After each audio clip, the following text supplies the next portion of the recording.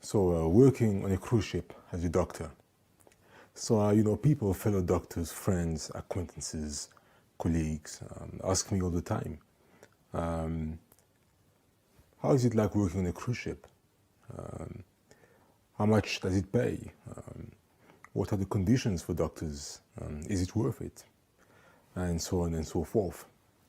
So, I usually tell them, go and Google it, YouTube it, and get all the information you need. And when I have the time, sometimes I tell them about my experience. But today I was trying to Google some stuff and YouTubing some stuff, and there's very little information about doctors and cruise ships. And the little information that's available is actually not accurate, and there's a lot of misinformation. So let me tell you how it is. Now, you might be wondering, who's this guy? Why should I listen to what he says? He's reliable. So my background, basically, my name is Tam. I'm a doctor. I've been a doctor for 14 years and a half. My background is emergency and trauma medicine. I have worked on different cruise ships, 12 different cruise ships, and I've been doing it intermittently on and off for the past 5 years. I've done contracts that were some few weeks and some that were some few months, others that were much, much longer. So I've got a good all-around experience of doctors on cruise ships. I've got quite a number of friends who've also been cruise ship doctors, and they've worked, or we have worked for all the major cruise ships in the world: Royal Caribbean, Disney, Norwegian, Princess, Holland America, Carnival, Seabourn. Basically, not me, but all of us combined, you've worked for all the major cruise ships in the world. Yeah. So now, I no longer work on cruise ships. This is my bedroom, by the way. I'm not on a ship. I'm now retired from medicine, and that's my story. So let's start. Being a doctor on a cruise ship. So maybe you'd like to work on board a ship, but you're not quite sure if it's for you. Well, let's start from the beginning, the requirements, right? So the requirement is that you must have a medical degree, obviously. You can't just be like, a taxi driver, for instance, and say, I want to work as a doctor on a cruise ship. No. Just like on land, you must have a medical degree. You must have ACLS certification. That's the Advanced Cardiac Life Support certification. That should be compulsory for, I think, all cruise ships, all cruise lines. But on top of that, I would recommend that you also get your Pediatric Advanced Life Support certification and your Advanced Trauma Life Support certification. That would be a big advantage for you. You must have emergency medicine and family medicine experience, because this is what you're going to see on the ships. There will be emergencies, quite a lot actually, and there will also be the routine family medicine, the person that comes to see you for major sore throat. Your surgical skills need to be good, because you might be the only doctor there. And even if there is another doctor, if you, if you're going to be the senior doctor, you need to have good surgical skills.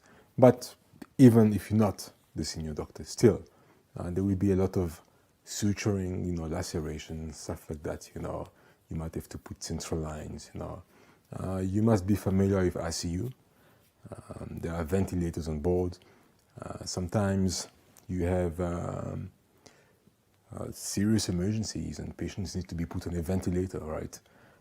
And then it's all ICU. So you should be comfortable with your surgical skills, your ICU skills.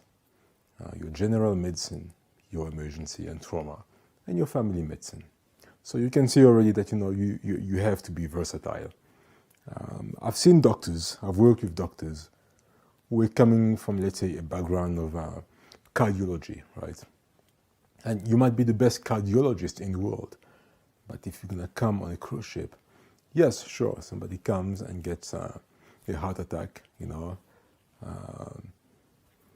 that's right up your alley, But then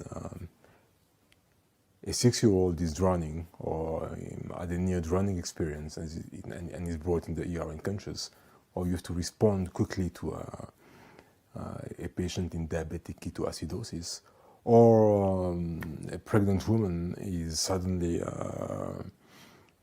having miscarriage, your cardiology skills are not going to help you much. So yeah, that's the thing. Yes, by all means, you could be a cardiologist, you could be a urologist, you could be any specialty, yeah? But make sure you've had emergency, you've had ER experience and family medicine experience, otherwise, first of all, you will not get the job.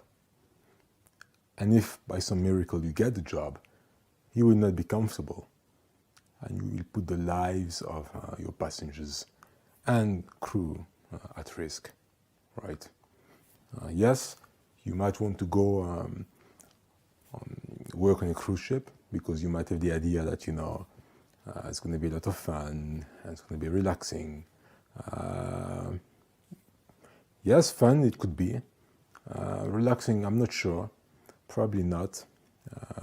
But yes, the experience is going to be quite something. So the most common questions that other doctors ask me is, how about the money? And, I tell them it's just like on land. Different hospitals, different countries, different organizations will pay you different salaries.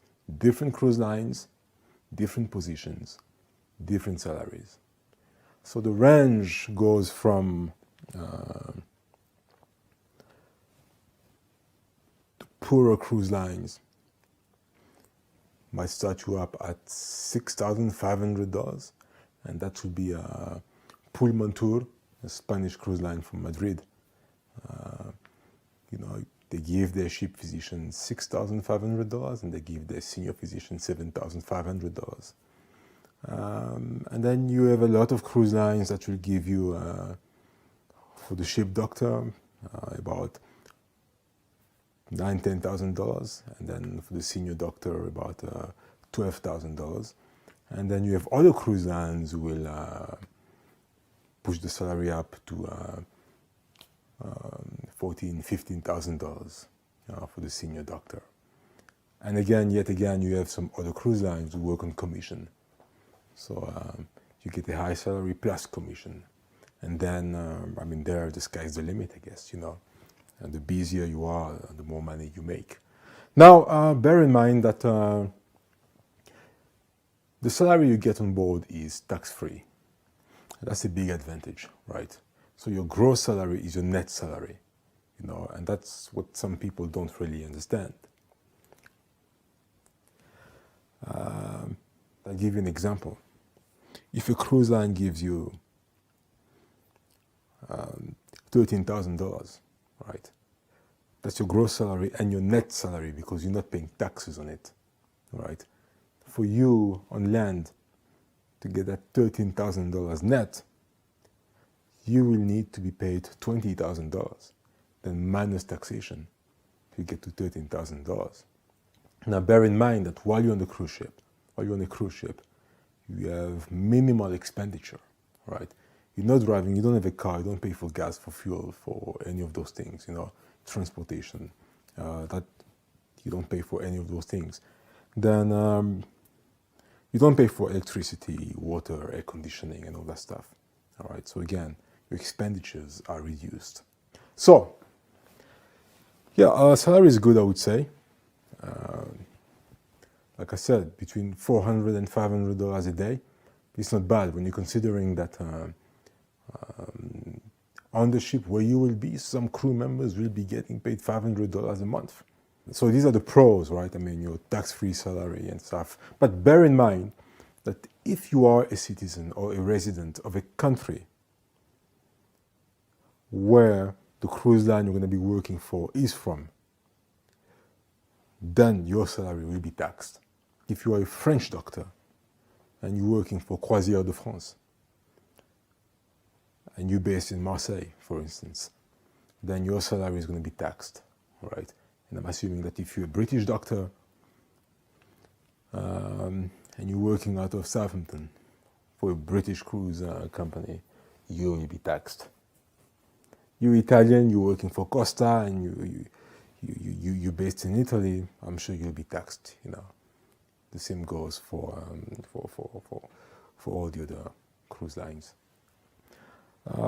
Also bear in mind that for your salary to be tax-free in whatever country you are coming from, you have to be, by international taxation law, out of your country for more than 6 months, right? So you have to make sure that you're out of your country for more than 6 months in a 12-month period for you not to be taxed in your home country, right? Because yes, you're going to work for a certain cruise line and you're getting tax-free salary.